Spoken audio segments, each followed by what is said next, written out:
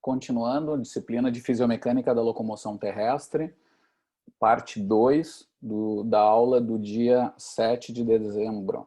Então, estávamos falando sobre cinética da locomoção terrestre. Vamos dar sequência aqui, compartilhando o slide.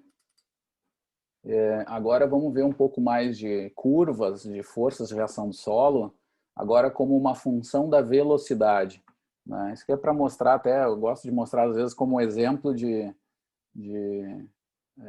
criatividade assim, para a época. Né? Esse artigo é um dos clássicos de força de reação do solo, eu diria, junto com o do Kavanagh lá e do dono lá da Nike, que agora me faltou o nome, e o Lafortune. Esse artigo do Munro é um dos clássicos sobre isso, sobre força de reação do solo, no caso aqui é na corrida, em várias velocidades. É um gráfico, aqui nós temos um gráfico 3D, né, que eu acho fantástico, assim, embora realmente tenha alguns limites, né, dificuldades da gente querer comparar coisas por causa da parte boa do artigo, né, da figura, né. A figura ela permite a gente visualizar parâmetros 3D, assim, mas ao mesmo tempo não consegue, por exemplo, comparar o pico mesmo, né? Porque está desalinhado a vista ali, o antero seria o vertical, por exemplo, o eixo ali.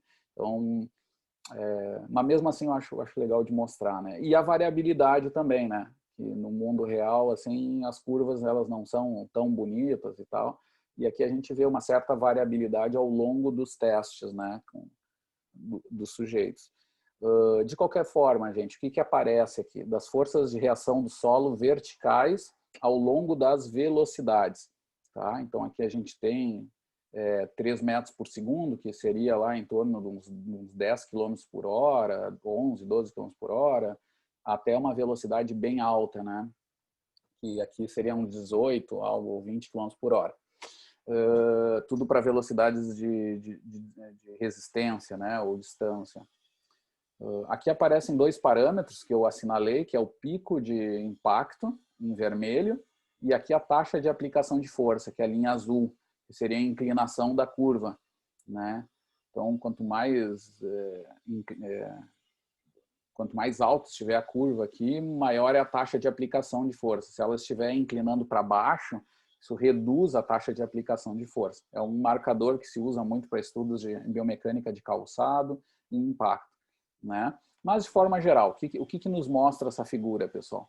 Que em torno dos 14 km por hora até 16, né? Então, nessa variação de velocidades que a gente pode ter aqui, a variação é maior até, mas ela é em torno de do pico de impacto 1,5 peso corporal. Então, lembra aquele marcador que eu mostrei, né? 1,5 seria 50% acima da força-peso. Né? Então, eu, por exemplo, peso 100 kg, que dá 1.000 newtons, eu teria de pico de impacto 1.500 newtons. Né? O pico de impacto. E a taxa de aplicação de força, vejam o quanto é, 77 pesos corporais por segundo. Porque lembrem que acontece o pico lá em torno de 1/20 do segundo, né? O segundo dividido por 20 partes. Então, quando eu transformo isso em pesos corporais, eu normalizo essa medida, não para Newton, mas para pesos corporais, é bastante coisa, 77 vezes por segundo. Né? É muita força aplicada num curto espaço de tempo.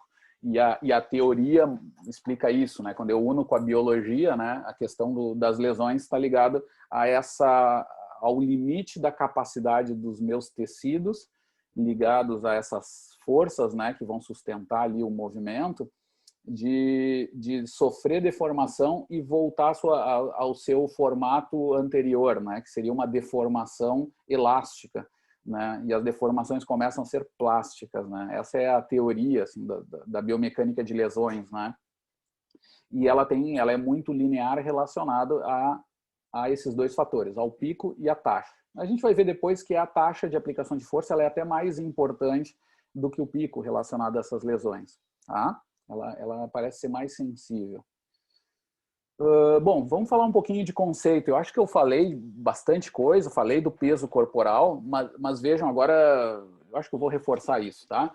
Lembrem que as variáveis cinéticas, elas quase sempre são normalizadas por tamanho. E aqui, muito comum, elas serem normalizadas de modo linear, diferente da velocidade, que era uma forma não linear, que indicava aquela equação estranha, que era o quadrado e tal. Aqui não, aqui é uma divisão linear, que seria a força de reação do solo, o valor de força de reação do solo, dividido pelo peso corporal. Então, no caso aqui, deu 1,5. Que é aquilo que eu comentei para vocês. No meu caso, seria 1.500. Né? Se pegasse lá o Guilherme, que é um cara bem fit, né? Um cara sempre, né, que está na moda ali e tal, está sempre no peso, então está com seus 70 quilos, vejam só, esse 1,5 daria já bem menor o valor, né? Então, daria lá 700, daria 1.050, algo em torno disso, né? Newtons, né, de força. Se a gente fosse analisar o pico de impacto de nós dois, alguém desavisado poderia dizer, o meu pico de impacto é maior, né? Mas não é, tem um efeito de tamanho atuando sobre isso. E o raciocínio disso que está por trás, né, a gente tem que sempre tentar entender a função disso, né? É pensar que, olha, teoricamente, se eu sou maior, eu também, claro, obviamente, minhas estruturas estão mais preparadas para sustentar mais peso. Parte dessa premissa, que às vezes não é verdade, né? Mas parte dessa premissa. Por isso que eu normalizo. E aí, quando eu normalizo os dados, eu consigo quase sempre analisar melhor os efeitos de treinamento, as diferenças interindividuais, né? Então, por isso que eu faço, porque eu reduzo o ruído da análise, né? Eu reduzo as fontes de vieses, de erros de análise ou de variações que não necessariamente são ligadas a funções. Né? Por exemplo, essa de tamanho. Se eu sou maior, eu tendencialmente vou ter estruturas maiores para suportar minhas forças. Por isso que eu faço isso e por isso que se reduz bastante os problemas quando eu normalizo o peso corporal. E por isso que se usa tanto. Né? Vejam outro fator que esse gráfico mostra, talvez tenha um problema de perspectiva aqui, mas é verdadeiro isso que eu vou falar. Vejam também que ao longo do aumento das velocidades, né, conforme as figuras vão se colocando mais para trás, eu vou aumentando a velocidade de corrida, o tempo de apoio vai diminuindo. Né? Isso vai ter relação com tempo de contato, né? Tempo de apoio. E vai acontecer mesmo assim. Né? Depois a gente vai ver uns gráficos que vão confirmar isso. Eu nem botei em formato de apresentação. Ninguém me avisa nada. Eu sou um fogo, hein? Vamos olhar aqui um resumo de um monte de dados agora, de dados cinéticos em função da velocidade. Aqui tem o nosso amansa-burro, tá? Esse aqui é um artigo também clássico de forças de reação do solo, só que não só de corrida, de caminhada e corrida, do Nilsson e Torstensson, tá? Da escola escandinávica ali do exercício, um belo de um estudo onde já tem um monte de coisas que se discute depois, 40 anos depois, os caras discutem e eles já davam algumas informações. Então vamos olhar aqui um pouquinho. Vamos primeiro entender o gráfico, né? Eu tenho aqui só, nós vamos ver aqui numerações, né, ligados aos tipos de exercício. Então, eu tenho os Ws vão ser caminhada, né, os Rs vão ser corrida, e eu tenho os Fs também, que seriam os forefoot, tá? Que seria as situações de corrida em ponta de pé. Tá? Então, vejam que lá em 89, eles já tinham claro que essas situações aconteciam, né, independente do tipo de calçado, se era minimalista ou não. Já tinham corredores que corriam assim naturalmente e também já se percebia que muita coisa mudava. Aí depois a gente vai ver bem a diferença disso, mas de qualquer jeito está aqui. O que a gente tem aqui, gente? As forças, então, a força Z, a vertical, que é a mais importante, né? A força Y, né, que é a antero-posterior, e a força X, que vão ter valores sempre bem pequenos, assim. Tá? Então, vamos olhar lá. Então, por exemplo, aqui no caso da corrida, vejam primeiro o aumento de forças, assim, tanto vertical quanto antero-posterior, de modo geral. Tá? É bem comum. Deixa eu lembrar, agora eu que não lembro de umas coisas, mas tudo bem. Ah, tá, o 1, 2, os pontos, né? Isso aí. Aqui, W3, W1, W2 são os pontos de análise, né? Então, O 1 seria o primeiro pico aqui vertical, né? Nós estamos falando da força vertical, por exemplo. Então, seria esse primeiro pico aqui, o W1, que está meio escondido. Depois o W1 vem aqui para cima, tá? Ele engana um pouco, tá? E o W2 seria a fase baixa da curva, tá? É no meio do contato. Isso aqui, gente, para vocês terem ideia, é a situação em que eu estou com o apoio simples, com um pé só. Porque lembrem que no início do contato, no final do contato, eu tenho duplo apoio. Eu tenho outra curva aqui igual, parecida com essa, sobreposta aqui, a gente poderia dizer nos últimos 10% e nos primeiros 10%. Teria outra curva do outro pé, tá? Aqui a gente está olhando só um pé.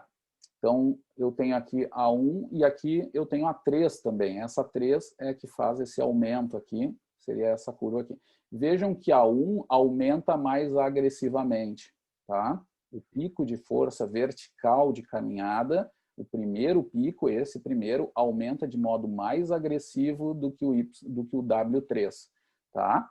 Depois a gente vai ver isso em outro gráfico, mas é um outro padrão. Mas vejam que quase sempre eles aumentam, as forças anteroposteriores também, aumentando esses valores de pico, né? Lembrem sempre que, por enquanto, nós estamos falando de pico, não de impulso. E o W2 aqui que reduz bastante, né? Essa onda aqui, essa fase baixa aqui. Por causa de uma questão dinâmica, meu corpo é jogado com mais velocidade à frente e acaba que a força de reação do solo nessa fase é um pouquinho menor. Vamos ver aqui a próxima curva, gente. Aqui são os impulsos, só verticais, tá? De caminhada e de corrida. Corrida com os dois tipos de técnica. Calcanhar, mais em calcanhar, o R, e aqui mais em ponta de pé, fazendo um resumo. Se bem que o que é mais relacionado a isso é o centro de pressão, né? Que é mais anteriorizado ou não. Mas é mais fácil de entender pela técnica da pisada, né?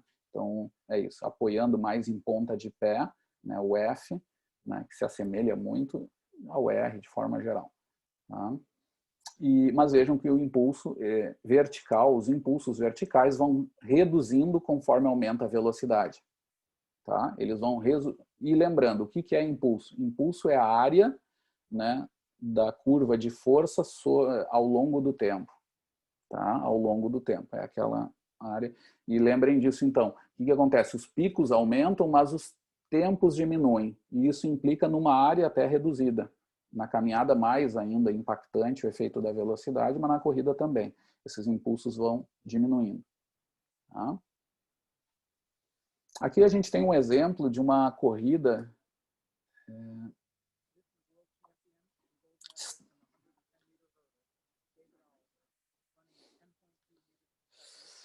Vocês estão ouvindo a voz? Não? Tá, nem era para botar.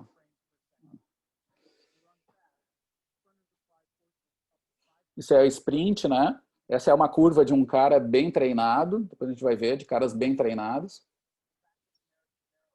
Essa já é uma velocidade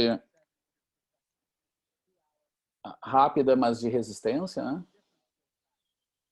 É um outro padrão de força, né?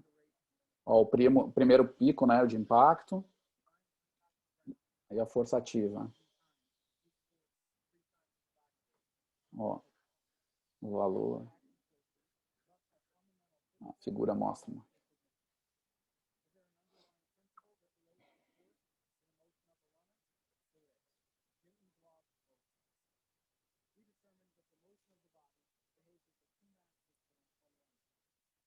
Ele vai falar dessa massa, a influência da massa ali da perna mais distal.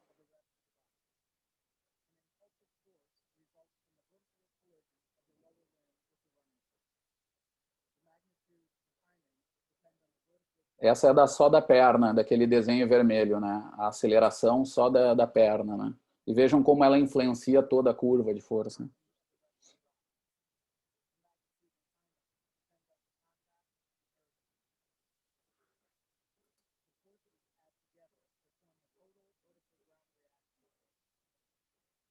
Ó.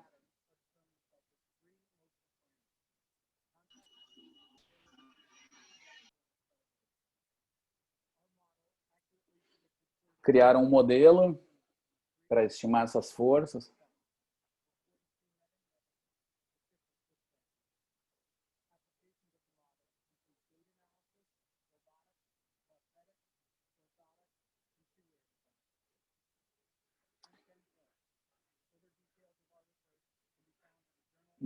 orientado pelo Peter Weyand. O que acontece aqui, pessoal? Deixa eu trazer um dado. Deixa eu ver se dá. Vocês estão vendo o vídeo, né? Direitinho, né? Então, eu acho que essa área de aceleração aqui mais distal, como ela influencia no modelo, eles conseguem criar essa influência, né, por esse modelo. Inclusive, foi testado com acelerômetros e fecha muito bem essa informação. E essa influência, claro, a aceleração da perna, ela é muito impactante, né, gente? Imaginem toda a massa dessa perna que se coloca no solo rapidamente e vai a zero muito rapidamente. A força de reação do solo toda nossa é de todo o corpo. Então vejam que é um pouco mais distribuída, mas a da perna ela é mais impactante, ela é importante na primeira fase, porque vai impactar sobre essa aceleração de maneira importante. Por exemplo, o nosso centro de massa não vai a zero, né? O centro de massa está sempre indo à frente. Claro que frena bastante e reacelera, mas não chega a zero. A da perna, o pé, por exemplo, vai a zero e a perna vai quase a zero. Então vai importar muito na fase inicial desse contato. Para vocês terem ideia, não sei se vocês já viram, e eu não sei se eu vou mostrar aqui também, mas tem uma curva as curvas de força e reação do solo de caminhada, quando o pessoal usa calçado duro, tá? O professor Zaro mostra isso lá com o pessoal faltou o nome, meu Deus do céu, o pessoal lá de Novo Hamburgo, meus amigos, que vergonha. Ai, não tem nenhum aluno para me ajudar nessas horas. Kinetec? Pessoal do Biotech? Bio o quê?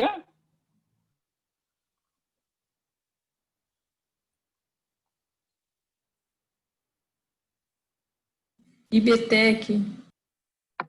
IBTech, isso, pessoal do IBTech, né, mostra isso há anos, o Zaro mostra, por exemplo, é uma curva assim, ó, as curvas de caminhada, por exemplo, vocês estão vendo o primeiro piquinho ali que aparece, isso quase nunca aparece nas curvas de força, e o Zaro diz que isso é quase sempre um erro de filtragem, que a filtragem tira informações importantes, tá? Mas esse primeiro pico ali, ele é extremamente explicado por causa da aceleração do calçado e do pé. Então, quando se coloca acelerômetros e se faz essa simulação da aceleração só da parte distal do pé em contato, ele é totalmente explicado, explica esse pico aqui. Se sobrepõe a figura, como eles fizeram aqui com o sprint, ele explica totalmente essa fase inicial, né? E está ligado a esse problema de desacelerar esse segmento ali, né? E quando se coloca um calçado mais macio, né, e realmente mais relacionado a uma diminuição de impacto, desaparece a curva mesmo. Então, não é que ela sempre apareça, tá? Então, isso vai ter a ver também com essas partes. Mas lembrando, né, gente, nós temos que cuidar com isso. Aqui eles modelaram também, usaram bastante simulação, até músculo-esquelética, para explicar essa geração de potência e essa diferença até de sprinters melhores ou não. Depois eu vou mostrar para vocês as curvas aqui de caras até bem fortes, assim, caras que fazendo sprint, mas não atletas, e sprinters, né, que tem aquela curva assimétrica ali, que ele mostra. Mas vamos olhar um pouquinho mais de gráfico aqui, gente. Aqui é a situação de sprint também, tá? Isso aqui é um sprint também. Então, exemplos de forças verticais e anteroposteriores. Veja a diferença de magnitude também. Essa esteira instrumentada lá do laboratório desse professor, Weyand, que é um colega do CRAN, foram todos alunos do Taylor, lá daquele grupo antigo de Harvard que eu comentei para vocês. E é um dos caras aí que mais entende de mecânica de sprint, né? Embora ele não seja um cara tão da aplicado, ele entende aspectos mais fundamentais e tal, mas tem contribuído muito sobre a mecânica de sprint internacionalmente. Bom, tá. Aí gente, vamos responder uma questão importante da aula. Tá?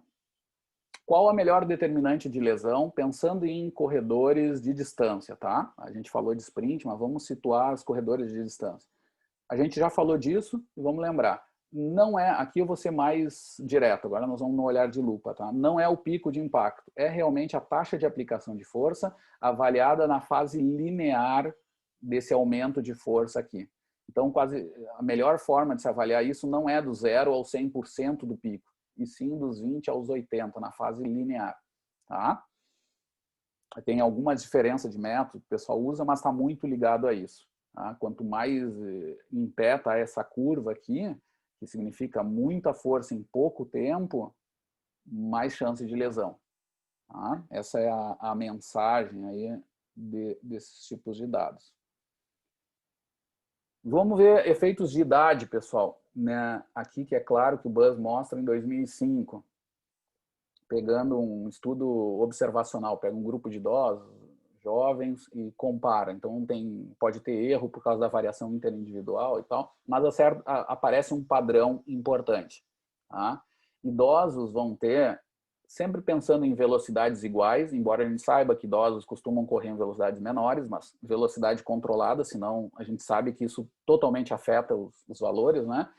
Então, quando estão em velocidades iguais, os idosos tendencialmente têm mais força passiva e menos força ativa, tá? Mais os idosos em relação aos jovens. Esse aqui, eles claramente mostram que isso seria um sinal, claramente, eles especulam, tá? E tem algum dado que já tem mostrado isso, que os idosos têm alguma dificuldade também neuromuscular de controle do impacto para esse tipo de movimento. E é como se eles, de certa forma, pagassem um pouco o preço de ter um pouco mais de impacto para usar um pouco aspectos ligados à energética, ligado ao mecanismo elástico. Tá? É como se deixassem cair um pouco como essa estratégia, que já foi visto também em corridas de longa duração. É muito complicado essas análises, tá? É uma discussão toda, porque depende da prova, depende se é 2 horas, 4 horas ou mais horas até de prova para esses efeitos de fadiga, mas em muitas situações de corrida de distância aparece esse certo padrão de um impacto maior para as mesmas velocidades na parte ativa, né? E o valor máximo lá da parte passiva e o valor máximo da parte ativa compensando, né? Esse maior API, que seria também ali um prejuízo no sistema neuromuscular de controle de movimento. Tá? Algumas vezes, não sempre, ligados ao ângulo do joelho. Lembrando que o ângulo do joelho no impacto, ele é um forte marcador desse impacto inicial. Se o joelho está um pouco mais estendido, tendencialmente os picos são maiores. Tá? Mas nem sempre, às vezes está ligado também até o controle neuromuscular, uma pré-ativação anterior, e aí tu ter mais músculos ativados auxiliando a sustentar esse pico aqui, e aí suavizar esse pico aqui, do que em situações que são um pouco mais passivos, né? Com menos pré-ativação, no caso aqui de idosos e jovens. Tá? Esse padrão aparece também. As forças anteroposteriores, embora tenham alguma diferença, não são muito discutidas. Tá? Queria marcar mais essa, do pico de impacto. Aqui tem um exemplo de situação de fadiga, tá? Onde mostra um padrão exatamente contrário. Isso que eu falei para vocês lá da questão de fadiga, eram para provas de mais de 2 horas, tá? 2, 4, 6 horas. Tem um estudo que eu vou colocar para vocês hoje. Eu estava dando uma revisada esses dias, essa semana, então não está na aula ainda, tá? Que é uma revisão sistemática desse ano mesmo, mostrando efeitos do tempo de prova, né, e provavelmente fadiga, né, que é toda uma discussão, né, mas ao longo de provas longas, assim, em situações máximas, né, provas, né, atléticas, de corredores, mostrando um comportamento ao contrário desses que vocês estão vendo. Aqui, nesse daqui, que é provas um pouco menores de 2 horas, né, tu tens ali uma alteração da situação de fadiga, ou mais próximos de fins de provas, né, reduzindo o pico de impacto. Tá? E isso aqui poderia ser um sinal do sistema elástico prejudicado, por exemplo. Tá? É uma teoria, porque, de novo, o modelo elástico quase sempre é pobremente estudado, né? Mas tem essa inferência aqui. Mas vejam que é ao contrário do padrão anterior lá que eu falei, que aparece nos idosos também, que é com a fadiga ou com o envelhecimento aumentar o pico. Nesse caso, é o contrário, reduz o pico com a fadiga. Tá? É uma discussão que tem que se ter muito cuidado, porque é tempo dependente e até nível dependente do atleta que está sendo analisado. Uma coisa é atleta recreacional, outra coisa é atletas de alto nível. Então tem que se ter um cuidado bem grande, assim, e algumas informações elas ainda tem que se ter um cuidado. Por isso eu estou dando alguns dados mais genéricos, assim, que são um pouco mais seguros de se falar, né, sobre essas forças. Essa aqui é uma curva que é de um material dos Zatsiorsky, mas na verdade de origem é do professor Kavanagh, onde ele mostra lá que já vários corredores pisam de certa forma diferente já há muito tempo, né? E as repercussões de se apoiar o pé, o tipo de pisada, mais de calcanhar ou mais em ponta de pé, ou meio de pé para antepé, né, ou ponta de pé, que eu chamo, para simplificar a coisa.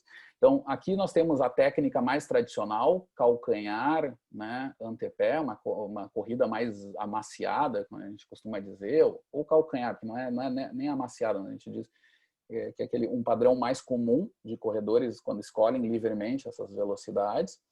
E aí aí vejam aqui a curva de força de impacto aqui, que é aquela fase passiva, né, da força. Vejam que quando eu corro mais em ponta de pé, o pico de impacto desaparece. A taxa de aplicação de força reduz bastante. Não sei se vocês conseguem visualizar, mas ela reduz bastante, tá? É bastante coisa, embora aqui pareça pouca, mas é bastante coisa. Tem algumas outras alterações, tá? Como esse pico aqui, um pouquinho anterior, que às vezes aparece, que aqui desaparece, mas o mais importante são essas duas. E o que é importante dessa figura é entender mesmo essa técnica de pisada. O padrão ouro, para se entender isso, mais do que o ângulo que eu comentei para vocês, que é fácil de entender, tem mais a ver com esse índice de passada, que tem a ver, em outra análise, assim, com a trajetória do centro de pressão ao longo do contato. Tá? Então, aqui é normalizado, seria pelo próprio pé do sujeito. O pé do sujeito está aqui, colocado no solo, tá? Ou estaria ali a projeção dele, porque quando eu estou em ponta de pé eu nem apoio o calcanhar, eu apoio menos, né? E aí acontece, eu apoio também, tá, gente? Só que é com menos pressão, mas o que interessa é a posição do centro de pressão. Aquele vetor que vocês viram antes, tá? Aquele vetor de força de reação de solo, que a gente viu lá naquele calçado anos 70, lá que eu mostrei para vocês, tá? A ponta desse vetor, ele indica o centro de pressão. A ponta onde ele toca no solo desse vetor, que é instantâneo esse vetor, né?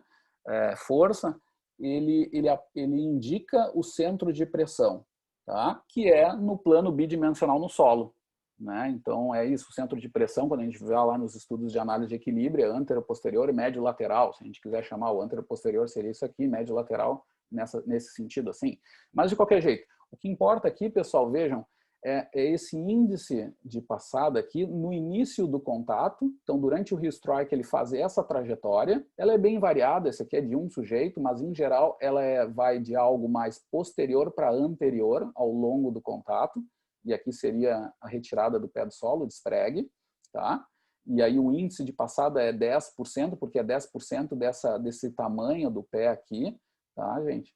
E aqui o índice de passada mais meio pé, aqui o mid-foot strike, né? Colocado mais aqui, fazendo uma curva mais estranha. Mas, de qualquer jeito, anteriorizando também, mas muito mais à frente o centro de pressão. Esse é o indicador padrão ouro. O que mais interessa é isso, é onde eu sustento o peso de corpo, se é mais em calcanhar ou mais mais em antepé. Tá? Então, quando os caras já são meio pé aqui, ou mid-foot, né? Porção medial, né? Esse pico de força já tem essa implicação aqui, dessa redução. Mas, como a gente discutiu na aula passada, cuidado, porque eu diria assim, professor, mas se a melhor determinante é a taxa de aplicação de força, bota todo mundo para correr em ponta de pé, meio pé. E eu comentei para vocês, já tem evidências, inclusive intermediárias, não só aquelas baixas observacionais, mostrando que se eu mudar o tamanho de pé e continuar deixando o cara correr com sobrepeso e sem controlar bem o treinamento, sem periodizar direito as cargas, sem dar tempo de adaptações adequados, e, né, como tem muito louco que sai para correr e quer em 2 semanas duplicar volumes e coisa assim, né, atentar aos fatores preditores de lesão, eu vou lesionar. Só que provavelmente eu vou lesionar o cara em regiões um pouco diferentes. tá? Aqui tem lesões mais mais anteriores, né? De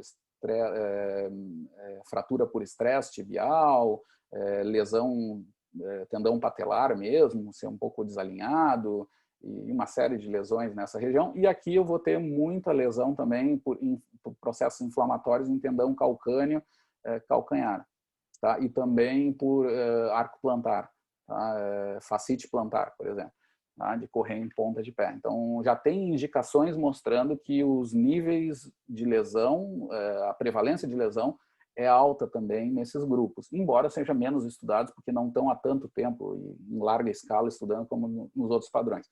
Mas é o que eu falo para vocês, tem que ter um cuidado. E principalmente, a definição geral disso é uma boa avaliação biomecânica junto com o treinador para pensar em propostas de treinamentos, aqueles anteriores à lesão, para prevenir lesão, né? Faltou o nome agora, mas profiláticos, né? Aliados a avaliações funcionais, tá? Aliado essa avaliação biomecânica com essas avaliações funcionais. Essa parece ser a melhor estratégia. Aqui eu tenho, então, forças médio-laterais, variabilidade muito grande, mesmo em mesmos sujeitos, tá? E com valores bastante pequenos, mas só para vocês terem ideia, 0,4 a 0,25, então tem até uma certa redução, né, dessas forças ao longo do... O que acontece? Ao longo da velocidade eu costumo correr mais alinhado, com menos forças médio-laterais. É isso, essa que é a mensagem, né? Mas são sempre pequenas e de pouca funcionalidade, isso aí que é importante. Encontrei pouca aplicação ao longo dos anos desses dados.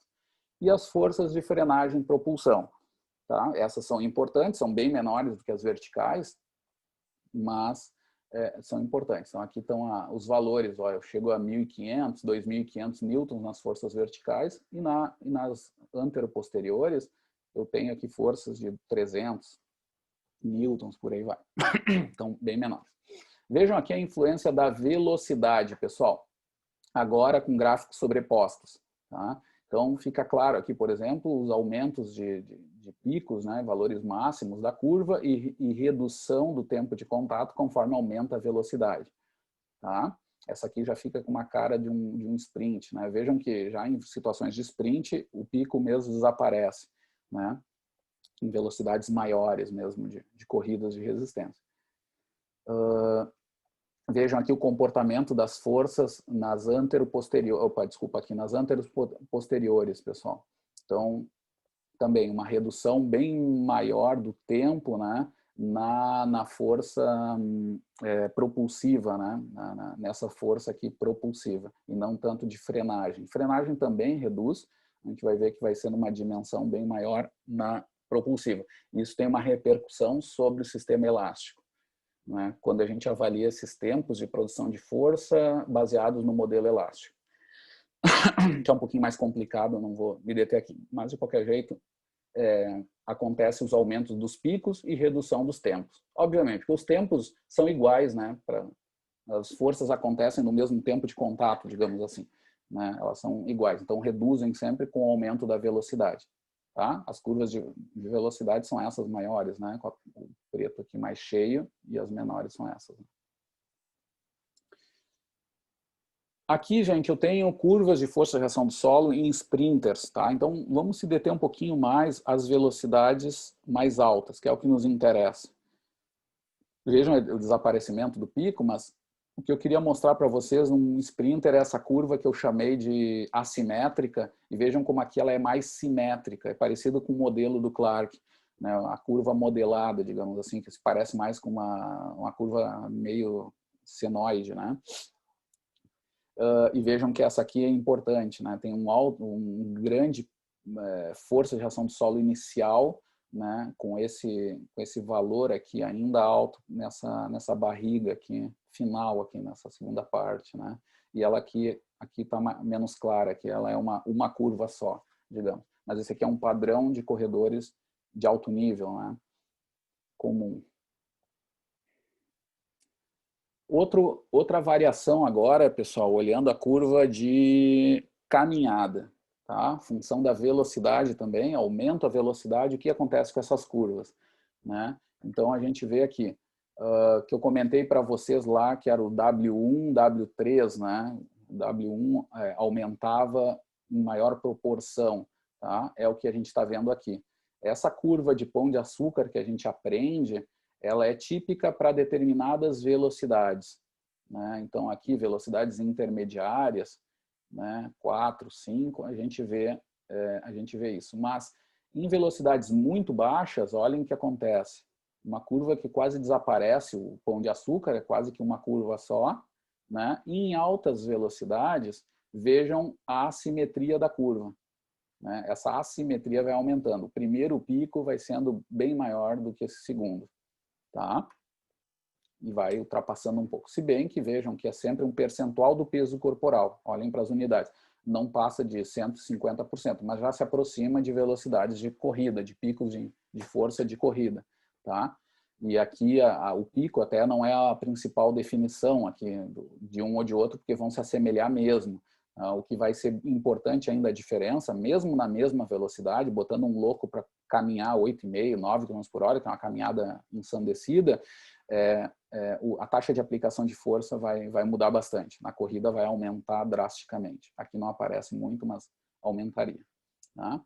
Mesma coisa, forças anteroposteriores, né? Vai aumentando a velocidade, vai aumentando os picos, né? E aqui está normalizado o tempo. Cuidem com isso, tá? Porque os tempos, na verdade, no mundo real, diminuem, tá? Aqui mostra essa... E vejam aqui um certo achatamento da curva nessa fase intermediária. Os picos acontecem em fases bem mais iniciais e mais finais na caminhada, né? Que definem essa frenagem e propulsão importante, com ação de gastrocnêmios aqui, por exemplo, e aqui bastante extensores de joelho e quadril. Esse aqui é um artigo do Lieberman, da Nature, bem famoso, né, que revolucionou a ciência do esporte durante vários anos e tal. Esse aqui foi engraçada a história, até o meu orientador na Itália tinha recebido para dar o parecer desse artigo na Nature, e aí ele me mandou antes até. E aí a gente foi estudar no grupo, essa história é legal de contar. A gente foi estudar no grupo dizendo, olha gente, tem uma coisa nova vindo aí sobre tipos de calçado, e especialmente o que eu vou falar depois, que chama mais atenção, é o fato dos corredores quenianos lá, que correram sem calçado durante muitos anos, e como isso repercute numa certa prevenção de lesão, né, nessa estratégia deles, né? É uma das coisas mais legais desse artigo.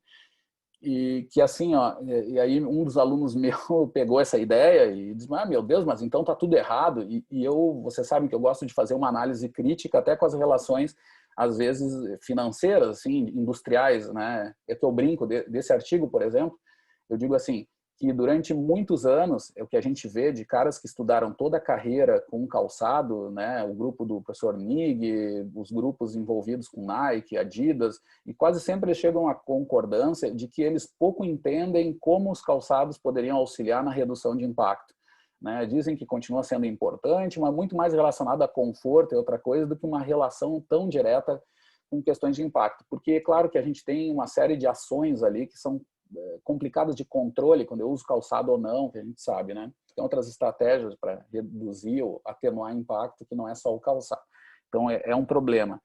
E aí eu digo que durante muitos anos, nesses estudos que eram pagos por calçados, quase nunca eles criavam uma hipótese contrária, do tipo assim, o calçado pode piorar a chance, ou aumentar os riscos de lesão. Obviamente que eles nunca iam receber dinheiro para fazer um estudo onde teria essa pergunta, né? Embora ela seja bastante estranha, porque a gente sempre quer reduzir impacto, mas como eu falo, né, uma questão científica, a teoria ela é cada vez mais forte, quanto mais eu testo a derrubada dessa teoria, né? Então, e isso tem um certo problema aí ético também, por causa desse financiamento de pesquisas durante muito tempo. Esse grupo do Lieberman mostrou uma coisa que pareceu óbvia na hora, mas que ninguém tinha falado antes, que é o fato do seguinte.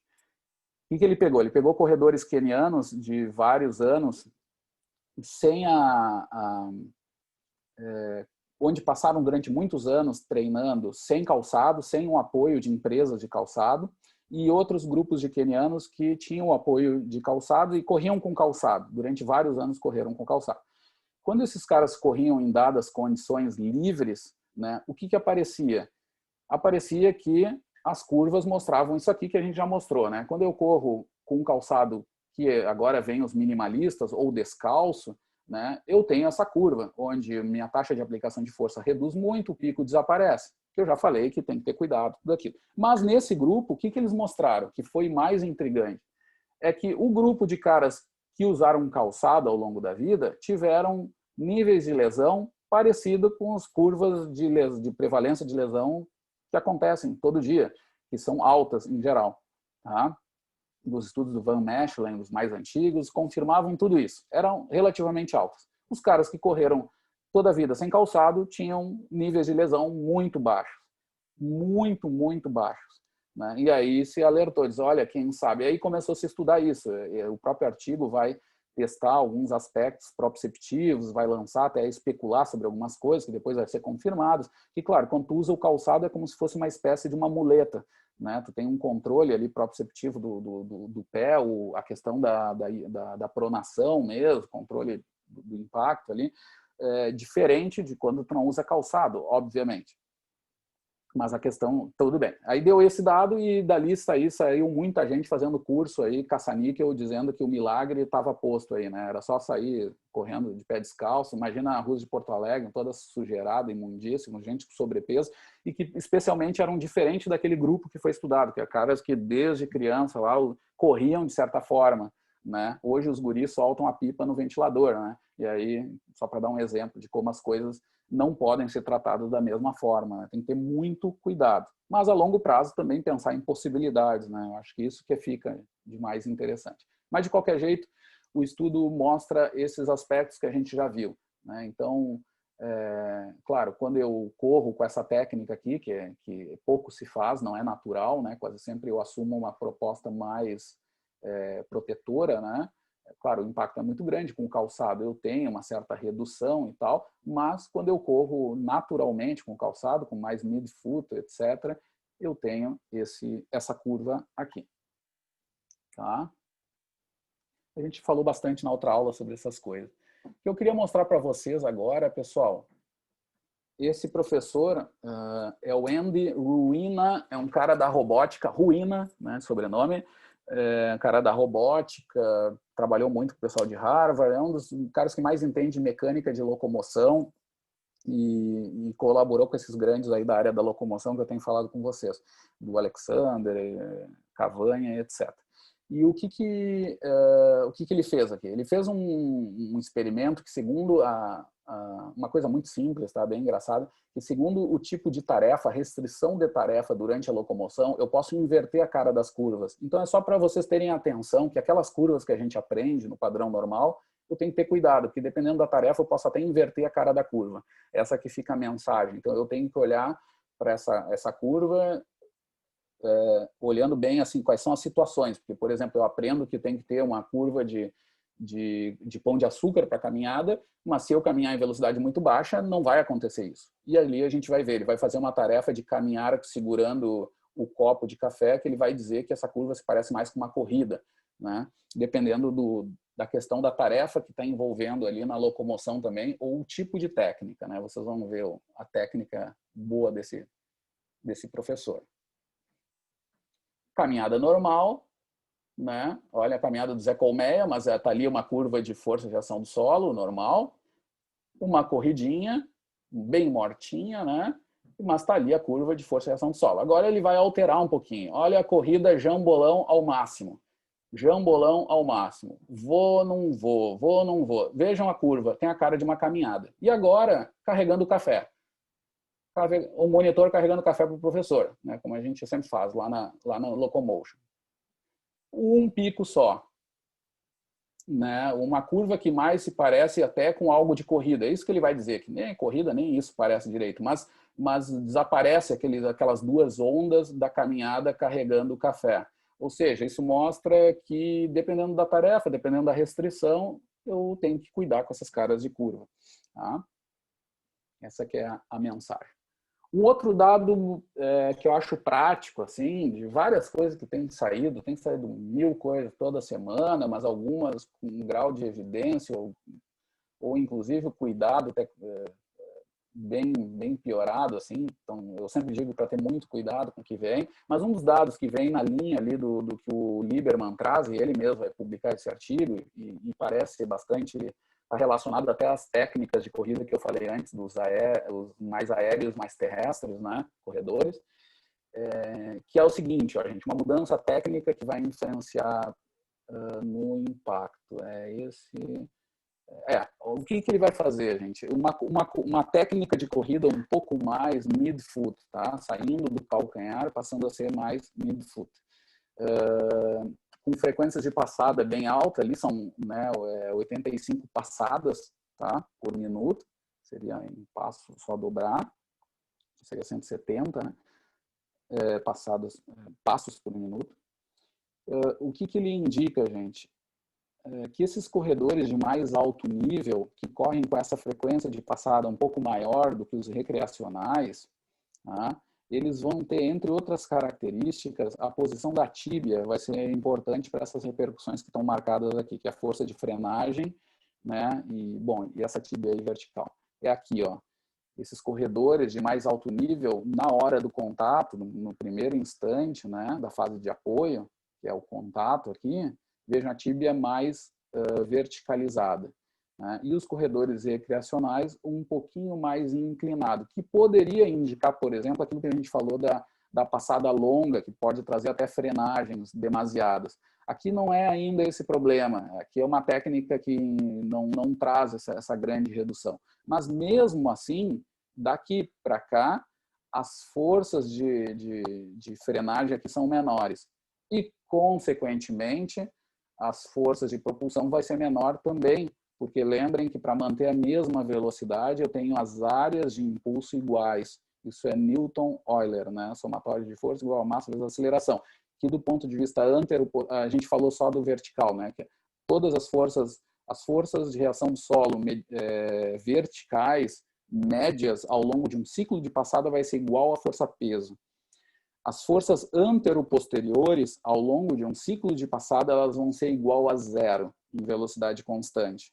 Isso vai ser representado pelo impulso. O impulso de frenagem, a área daquela impulso de frenagem tem que ser igual à área do impulso de propulsão. Então, a repercussão disso vai ser isso. Menores forças de frenagem, que indica também menores forças de propulsão, ou seja, com uma passada que o pessoal da prática costuma chamar de mais redonda. Né? Isso não sei até onde os treinadores conseguem visualizar. O Léo me ajuda nisso, porque não sei se é tão fácil visualizar isso. Mas mecanicamente acontece isso. Né? Essas forças de frenagem são menores nesse padrão do que nesse aqui. Né? Com passadas, claro, maiores também, que vai indicar um comprimento de passada um pouco menor para mesmas velocidades. Então tem que ter esse cuidado também. Tá? Mas isso aqui é uma indicação aqui importante.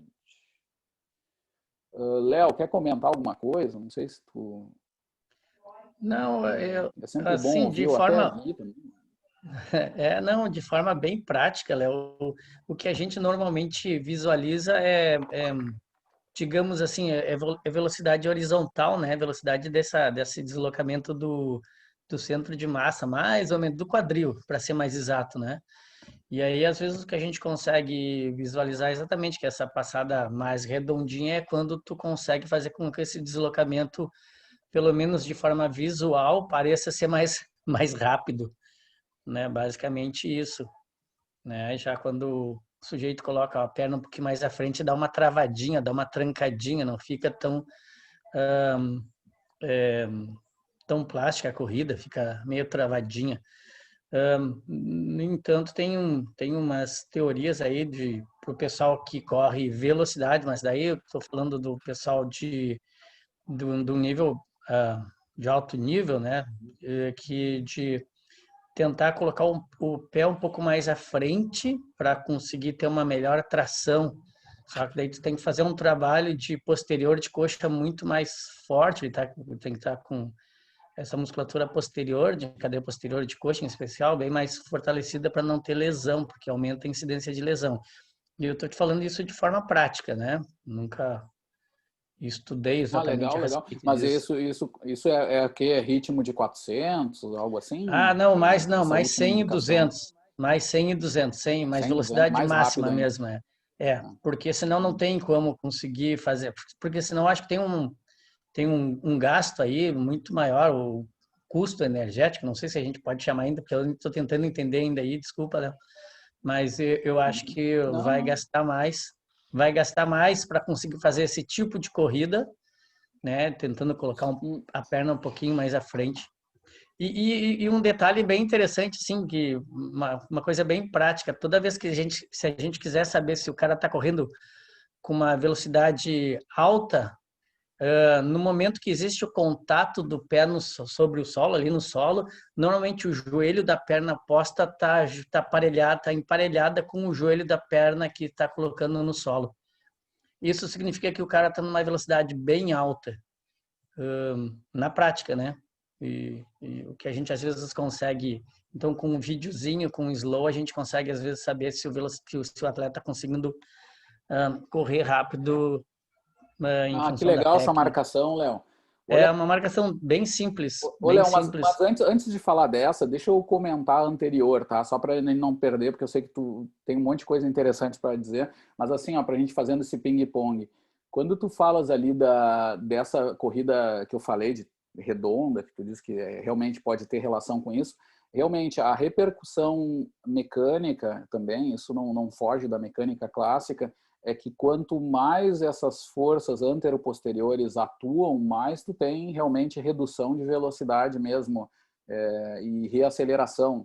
Então isso que tu falas que em termos de quadril está totalmente relacionado com isso mesmo, tá? E isso não é pouca coisa. Isso claro, é aceitar que o quadril represente o centro de massa, que a gente sabe que não é exatamente, mas é muito próximo mesmo, né? Então é um bom. Então, se o cara está fazendo isso, pode ter certeza que 95% das vezes, realmente as forças anteroposteriores vão estar reduzidas mesmo. Tá? Isso é uma implicação importante. Tá? Porque, no fim das contas, para manter a velocidade, tu só tem que manter os impulsos iguais. Então, tu vê que a gente poderia fazer até zero, mas não dá, porque senão nós seríamos uma roda, né?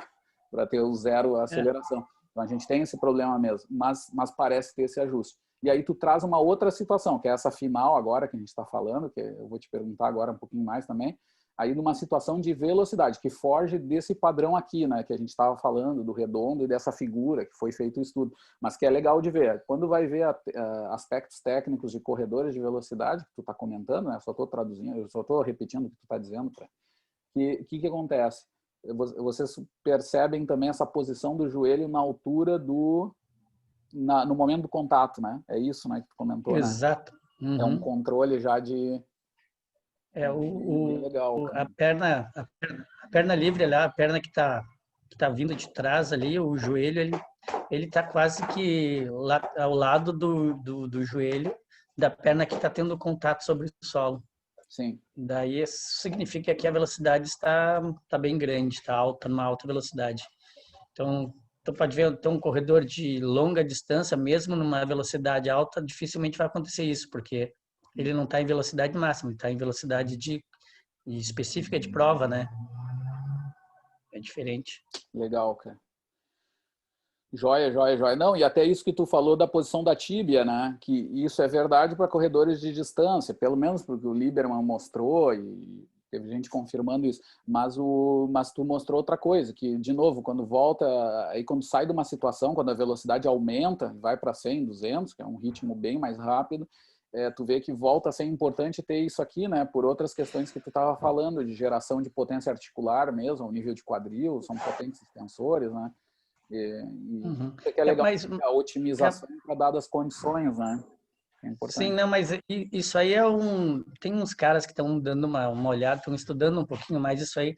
Não é todo velocista que faz isso, a maioria, eu acho que a grande maioria dos velocistas acabam fazendo essa corridinha, colocando o pé de apoio Mais exatamente mais embaixo do centro. Uhum. Mas aí, tem que né, ter alguma condição, como tu falou, de potência, força aqui, para isso. conseguir sustentar esse padrão, né? E por isso que são só provas de velocidade, porque senão o cara não aguenta, não teria energia, enfim, para conseguir durante tanto tempo fazer uma corrida com esse tipo de técnica. Legal, cara. Joia, joia, Léo. Que bom, cara. Não, é bom ouvir Pessoal, essas visões. Diga. ver se eu consigo me explicar, né? Eu estava falando aí da questão do ângulo de ataque da tíbia em corredores em distância e velocistas, né? E aí o Léo Ribas comentou que algumas pessoas estão aí avaliando a questão aí de aumentar essa distância do passo não, na verdade, do ataque da tíbia, e isso mudaria também o padrão de pesada e logo a angulação de alguns segmentos, né? Por exemplo, se ele aumenta essa distância, vamos botar como a distância heel to con, né? A distância do calcanhar por centro de massa.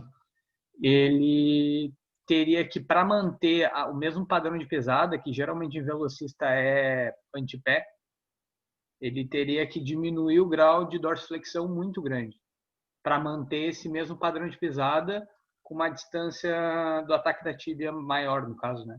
Não sei se eu consegui me explicar. Porque, tipo, muda muito o segmento se ele troca essa angulação da tíbia, a questão da dorsiflexão ia ter que diminuir absurdamente, e o trabalho excêntrico, no caso, que foi o que o Léo falou também, da posterior de coxa ia ser ainda muito maior. Esse movimento de frenagem isolado, vamos dizer assim, né? Não, tem uma... Deixa eu só assim, ó, simplificar uma coisa, tá? Que isso é bem biomecânica e depois o Léo vai para o detalhe da corrida. Mas assim, ó, em corrida de distância, tá? Essa primeira técnica, a técnica mais clássica ali, né? Com a tíbia mais inclinada, então favorecendo essa maior amplitude, maior distância também, calcanhar, centro de massa, por exemplo. Ela indica, tá? Tem uma repercussão sobre o tipo de pisada, assim, que é mais calcanhar, tá? Quando esses corredores mais rápidos fazem essa outra mudança, a técnica começa a ser mais mid-foot, né? Ela começa a ter um pouquinho mais. Isso é um padrão biomecânico bem geral, tá? Talvez tenha alguma outra alteração que o Léo saiba aí, mas isso é um padrão bem básico, né? Então, acontece essa repercussão biomecanicamente. Agora, claro, na corrida de distância, tua pergunta, Helder, está falando até já sobre esse exemplo dos velocistas, né? Os velocistas fazendo essa alavanca, esse braço de alavanca maior aí, que é uma proposta de uns estudiosos, que o Léo está falando. Aí eu não sei te dizer como é que ficam essas relações, se é assim também, porque... Léo, até tu que sabe, eu não lembro agora, mas eu me lembro que a gente até eu já te ouvi falando sobre isso. Por exemplo, sobre a questão agora só velocista, tá? O mundo dos velocistas, para responder essa coisa que o Helder falou. Corre em ponta de pé, né? Mas como se dá isso? Outro dia eu peguei um material, só que eu não estou lembrado, de um monte de foto de pés dos caras correndo, só que eram de distância. Como é que fica isso? Assim, tem uma mudança nessa nova estratégia, que tem que ter muita força, tem que ser curta distância e tal. Tem alguma mudança no tipo de pisada? Porque eu te diria, se fosse lá para a corrida de distância, eu diria isso. Olha, se os caras vão correr fazendo o contrário do que o Lieberman está falando ali, que o Léo trouxe, né, que é uma nova, os velocistas têm feito isso, tá, alguns, né, e tal, eles correriam mais de calcanhar. Só que naquela velocidade, correr com a técnica de calcanhar, não acho difícil, né, Léo? É isso. Não, é isso. Não é isso aí tanto mesmo. se o calcanhar toca ou não, porque tem aquela discussão se toca ou não, né? Que eu já te ouvi. Não é tanto isso. Até se tu quiser me ilustrar sobre isso, o que acontece de verdade. O velocista, por exemplo, toca o calcanhar no chão ou não? Quase que não. Quase que não. Às vezes pode acontecer algum... Nas provas muito curtas, então aí, ó, 100 metros. É que a 100 metros é uma prova totalmente diferente do restante das provas, porque ela é uma prova de muita explosão muscular, então é curto tempo, então tu pode fazer bastante força, que pode gastar um pouco mais de energia nessa questão para tentar se deslocar mais rápido, tá? Nas outras mais longas, tu vai ter que ter uma reserva energética um pouquinho maior, porque aí é uma questão também de capacidade, né? Se tu gastar muita energia, lá no final tu acaba tendo algum tipo de problema. Mas falando ali o que o Léo e o que o Helder comentaram, Helder, o esquema é muito pequeno, é quase imperceptível olho nu essa diferença que o pessoal está tentando fazer, colocar o pé um pouquinho mais à frente, é tão pequenininho, é um detalhe só, não, quase que a gente não consegue perceber, é a mínima coisa. Então muda muito pouco o padrão da forma de colocar o pé no solo, né? Que acaba sendo com a parte da metade do pé para frente também, né? Mas não muda quase nada. E assim, ó, e são experimentos, são poucos caras que estão fazendo isso, né? E eu acho que isso aí depende daí na questão do treinamento muito mais de uma questão de individualidade. Para alguns atletas essa técnica vai ser eficiente, para outros atletas ela não vai ser eficiente. Se um cara não tem força não tem muita potência muscular em posterior, né, em cadeia posterior, dificilmente ele vai conseguir fazer essa passada carregando mais essa musculatura, né? Vai ser muito difícil. Mas isso é coisa meio óbvia até de falar, mas é por aí. Na verdade, é só uma tendência de alguns atletas, alguns treinadores estão tentando fazer diferente essa passada. Mas a grande maioria é aquela normalzinha que a gente já conhece, que é pé embaixo Ô, na Léo, hora do e tem contato, pé tá publicação sobre isso? sob solo. Como é pouca coisa, talvez não tenha, ou a Eu acho base, pelo que menos, eu disso. teria que dar uma olhada nisso aí. Eu já vi alguma coisa, mas eu não lembro não Eu sei lembro. assim, ó, Foi eu só um, estou chutando coisas próximas, tá? Uhum. Esse Weyand, ele tem um dos artigos mais famosos dele, onde o título do artigo é aquela conclusão, sabe? É manchete de jornal, assim, o artigo, que é assim, velocidades máximas em humanos são alcançadas mais do que devido a movimentos rápidos, e sim devido a forças maiores, tá? E aí ele Uhum. traz essa história de que pode ter uma técnica para produzir mais força contra o solo, de certa forma, para alcançar maiores velocidades. E aí tu me falando isso me lembrou dessa teoria dele, assim, em geral, que eu não sei se é nesse detalhamento, assim, porque ele não é um cara que vocês viram que ele tem um monte de coisa com atletas de alto nível, mas ele também tem um pé na básica também. Então não sei se é exatamente desse artigo ali, mas me fez lembrar desse artigo. Não sei se é. Pois é. Tem um cara que um atleta francês aí que foi, acho que um dos primeiros caras brancos a baixar de 10 segundos aí nos 100 metros, que agora Sim, eu esqueci o nome do cara. O Mohan treinou ele e ele, naquela época que tu estava com a Patrícia, a gente estava A acompanhando teus Patrícia. atletas, a gente conversou até de como é que ele avaliava esse cara aí, O Lemaitre. Lemaitre. Lemaitre. Ele, Não ele, sei se é assim a pronúncia, mas enfim. ele, E eu, ele avaliava isso, só que ele não avaliava essas coisas, tá? Ele avaliava aquele modelo dele mesmo, aquela do sprint mesmo, aquelas, como é que se chama? Diagramas força-velocidade, potência-velocidade no sprint, né? Ele usou isso com o Lemaitre. Eu não sei se teve mais coisa, tá? Mas eu sei que ele foi até consultor, ele ajuda os italianos e os franceses, o Mohan, né? Com esses modelos aí aplicado ao sprint, né? sim. Ele Eu aplicou já fui nesse e aplicou atrás. no Tortu também. Não sei se você já ouviu falar desse. Eu me Não. lembro do Tortu porque é tartaruga Sim. em francês. Mas eu não lembro se é italiano. Acho que é italiano esse aí. Mas também não alcançou grande. Não foi, É. acho que nem no nível do Lemaitre. Porque eu acho que o Lemaitre, eu acho que ele tem uma corrida, eu acho que é meio propícia para isso, para tentar fazer esse contato solo um pouquinho mais à frente. Então, isso que eu achei legal de compartilhar só um pouquinho aí. Coisa boa, cara. Claro, a gente fala de detalhe, né? Eu digo assim, nesse nível ali de mudança, às vezes pequenas coisas podem fazer bastante diferença, né? Agora, esse raciocínio que o Helder traz é importante ver mesmo, assim, entender repercussões disso e sempre atento ao que o produto que sai disso, né? Se ganha velocidade, como o Léo já falou, né? Não é receita, não é aspirina, né? Quase sempre é uma otimização de algo complexo, né? Vai depender das possibilidades do cara mesmo, a responsividade dele frente a alguns tipos de treino também. É uma coisa dinâmica e complexa, né? Não é só um quadro, né? E além disso é algo dinâmico e continua sendo complexo, né? Mas é interessante. Gente, acabamos de novo falando só de corrida, né? O pessoal da caminhada, coitado, não, nem dá tempo, né, Léo, da gente deixar ele só. A Marcela tá aí? Tá, né? Tá, mas tá sem câmera. Karen, tu também trabalha com caminhada? Não.